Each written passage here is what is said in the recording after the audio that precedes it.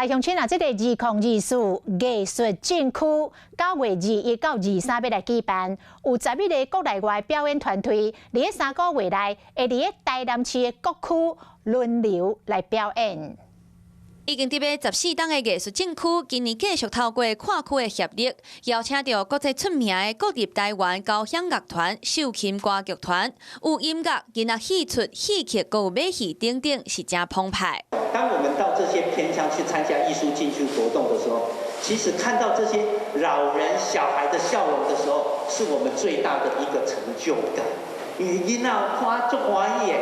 台南市政府文化局局长谢淑恩表示，为着文化平权，除了充实各区的文化体验，嘛进行13场室外大型演出，嘛让市民搁再感受到室外表演的精彩。丰富而多元的节目，能够让我们的市民的朋友，对于这么精彩跟多样的表演艺术有更多的认识。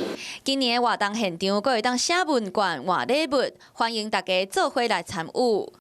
Hello， 我是林仙怡。想要抢先掌握最及时的新闻资讯吗？赶快订阅、按赞、开启小铃铛，锁定华视新闻 YouTube 频道。